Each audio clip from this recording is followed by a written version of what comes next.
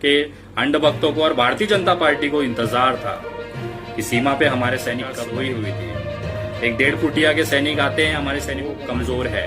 हमारा देश का प्रधानमंत्री जो, लेकिन हमारे देश की सेना कमजोर नहीं है। लेकिन आप बिजी हैं। बिहार के चुनाव के इतिहास में सबसे नाकाम और हारे हुए प्रधानमंत्री श्री नरेंद्र मोदी राजनीति कर सकता है शहीदों की लाशों के साथ। सकता हूँ आने वाले बिहार चुनाव में आप इस घटना का भरपूर, इसमें अधिकतर बिहार रेजिमेंट के लोग हैं, सैनिक हैं। मतलब आपकी तैयारी ये संयोग है या प्रयोग मुझे नहीं पता, लेकिन कहीं ना कहीं कुछ गड़बड़। शहादत अपनी ही सेना को शहादत कराने पे मजबूर कर देता है और उसका इस्तेमाल अपने राजनीतिक फायदे आए वो खा के आप हजम कर जाए। इसलिए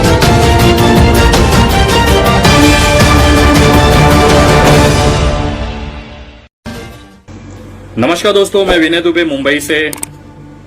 आखिर वो दिन आ ही गया ना जिसका देश के अंधभक्तों को और भारतीय जनता पार्टी को इंतजार था कि सीमा पे हमारे सैनिक कब मरे, कब उनकी मार्केटिंग करने के लिए बाहर निकले। 45 दिनों से ये झड़प चाली थी लद्दाख में और चाइना और भारतीय सेना के बीच में, लेकिन हमारी सरकार सोई हुई थी। एक 1.5 फुटिया के सैनिक आते हैं, हमारे सैनिकों को मार के चले जाते हैं, और वो सैनिक आते हैं जिनकी पूरी आंख तक नहीं खुलती है ठीक से। मैं उन तमाम 1.5 फुटिया और आधी खुली आंखों से कहना चाहता हूं, वो हक्का नूडलों से कहना चाहता हूं कि बेटा, हमारे देश की जो सरकार है वो कमजोर है, हमारा देश का प्रधानमंत्री जो है वो कमजोर है, लेकिन हमारे देश की सेना कमजोर नहीं है। मैं उस तमाम लोगों से कहना चाहता हूं, आज वो समय है, हमें अपने सेना के साथ खड़ा होना पड़ेगा। मैं पूरे देश के साथ आह्वान करता हूं, मोदी जी से कहता हूं कि मोदी जी, पूरा देश, सारी राजनीतिक दलें, सारे लोग आपके साथ हैं। इस घटना का पूरा जवाब आपको देना है, मुंह तोड़ जवाब होना चाहिए। लेकिन आप बिजी हैं बिहार के चुनाव में। पूरे मजदूर यहां से चले गए, एक अन्न का दाना आप नहीं खिला पाए। आप जब से इस तरह की राजनीति में आए हैं, हमें शर्म आता है कहते हुए कि देश का अब तक के इतिहास में सबसे नाकाम और हारे हुए प्रधानमंत्री श्री नरेंद्र मोदी जी हैं। आज दुर्भाग्य है देश का कि आप जैसा प्रधानमंत्री हमारे देश के केंद्र में बैठा हुआ है, जो केवल राजनीति कर सकता है शहीदों की लाशों के साथ में। हमने देखा पुलवामा में जिस तरह से लोकसभा के चुनाव में आपने वोटों की भीख मांगी सैनिकों की लाशों पर, और उसके साथ ही जो पैसे शहीदों के परिवार को जाने थे वो पैसे तक आप खा गए, उसका एक फूटी कौड़ी शहीदों के परिवारों तक नहीं पहुंची।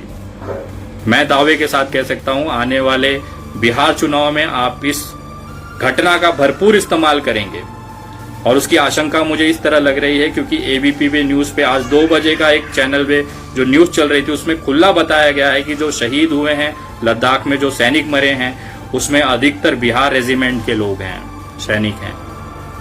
मतलब आपकी तैयारी ये संयोग है या प्रयोग मुझे नहीं पता, लेकिन कहीं ना कहीं कुछ गड़बड़ है।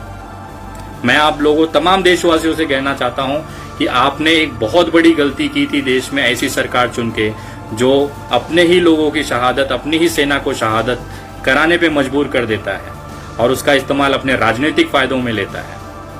मैं बताना चाहता हूं, इसमें केवल भारतीय जनता पार्टी जिम्मेदार नहीं है, देश का हर वो व्यक्ति जिम्मेदार है जिसने इस पार्टी को मतदान दिया है, क्योंकि आज उन्हीं की गलतियों की सजा पूरा देश भुगत रहा है। मैं उन लोगों से कहना चाहता हूं कि सोशल मीडिया पे आप चिल्लाते हैं बाइकॉट चाइना, बाइकॉट नेपाल, लेकिन एक बार, केवल एक बार इस देश में बाइकॉट बीजेपी करके देखिए, देश सुधर जाएगा। देश के अंदर जो अशांति है, जो पनवती है, वो खत्म हो जाएगी। एक बार एक कोशिश करके देखें। बाइकॉट बीजेपी ही सारी समस्याओं का जड़ हल है, और इस देश में जब से 2014 से ये सरकार आई है, पता नहीं मेरे देश को क्या पनवती लग गई है। आज तक 50 साल में कभी भी ऐसा नहीं हुआ कि चाइना इतने अंदर आके हमारे सैनिकों को मार के चला जाए। इन 50 सालों में आज तक कभी जिंदगी में ऐसा नहीं हुआ कि नेपाल, जो हमारा मित्र, एक हिंदू राष्ट्र, हमारे लोगों के हमारी सीमा में आके फायरिंग करके हमारे लोगों को मार के चला जाता है। ये मोदी जी की उपलब्धि है, और इस समय देश को हमारे सेना के साथ खड़े होने की जरूरत है। उस समय केवल हमारे जो राजनेता हैं वो बिहार चुनाव में व्यस्त हैं, एलईडी स्क्रीन लगा के लोगों को बता रहे हैं कि हमारी उपलब्धियां क्या हैं। अरे भाई साहब, हमारे मध्यम परिवार के लोगों को राशन की जरूरत है, उनकी नौकरियां जा चुकी हैं, सैलरी नहीं आ रही है, घर का भाड़ा उनको भरना है, घर मालिक रोज उनको गाली गलौज कर रहा है। बैंक की ईएमआई भरने के लिए बैंकों से फोन आ रही है, उनको गालियां पड़ रही हैं। स्कूल की फीस भरने के लिए उनको गालियां पड़ रही हैं। स्कूल का दबाव है कि फीस भरा जाए उस समय जब उनकी आमदनी शून्य है। इसमें तो सरकार आपकी तरफ से कोई योगदान नहीं रहा है। कम से कम आप आरबीआई को बोल के ये ईएमआई टाल सकते थे। कोई माफ नहीं करने को कह रहा है आपसे। हम ये जो मध्यम वर्गीय मिडिल क्लास परिवार है ना, वो पूरी जिम्मेदारी के साथ अपना देश चलाता है। वो प्रॉपर टैक्स भरता है जिसके पैसे से आप अपनी सरकारें चलाते हैं। कोई रियायत नहीं मांग रहा है। न वो कहता है कि हमारी बिल माफ होनी चाहिए इलेक्ट्रिसिटी की या हमारी लोन माफ होने चाहिए। वो केवल इतना कह रहा है कि अगले 4 महीने 5 महीने का मोहलत दिया जाए। लॉकडाउन आपकी खुरापात थी। जिस समय लॉकडाउन करना था, लोगों को समय देना चाहिए था, उस समय आप मध्य प्रदेश में सरकार बनाने में बिजी थे, जिसका खामियाजा आज पूरा देश में 3.5 लाख कोरोना वायरस फैले हुए हैं, पेशेंट हैं। और जिस समय सबसे ज्यादा कोरोना पेशेंट है, उस समय आप लॉकडाउन हटा देते हैं क्योंकि बिहार में आपको चुनाव कराने हैं। मैं पूछना चाहता हूं कि आपको किसके लिए चुना गया था देश में? आपको केवल इसके लिए चुना गया था कि आप चुनाव लड़े और जीते? आपको केवल इसके लिए चुना गया था कि आप दूसरे दलों के विधायक सांसद खरीद के अपनी सरकारें बनाएं? आपको केवल इसके लिए चुना गया था कि आप पीएम केयर फंड के लिए पैसे जमा करें? पुलवामा के शहादत में जो सैनिक मरे हैं उनके मदद के लिए जो पैसे आए वो खा के आप हजम कर जाएं, इसके लिए आपको चुना था? आप ही ने कहा था ना कि घरों के मालिक पैसे ना लें, भाड़ा ना लें, बैंकों की ईएमआई नहीं जाएगी। और आप वही है ना जो मजदूरों को किराया तक आपने लिया था। आपकी कतनी करनी में जमीन आसमान का फर्क है। मोदी जी माफ करिएगा, आप इस देश के सबसे नाकाम और हारे हुए प्रधानमंत्री हैं। ये मुझे कहते हुए बहुत शर्म महसूस हो रही है। और मैं आप तमाम लोगों से निवेदन करता हूं कि अगर आज के समय अगर आप सेना के हमारे जवानों का मनोबल नहीं बढ़ा पाते हैं, तो मुझे ऐसा लगता है कि हम अपने ही देश के अंदर गद्दारी कर रहे हैं। भारत का हर नागरिक इस समय हमारी सेना के साथ खड़े रहना चाहिए, उनके साथ में रहना चाहिए। मैं निवेदन करता हूं लोगों से कम इस न्यूज चैनलों को सही जवाब दो। आप सुनिए ये मोहतरमा क्या कह रही हैं।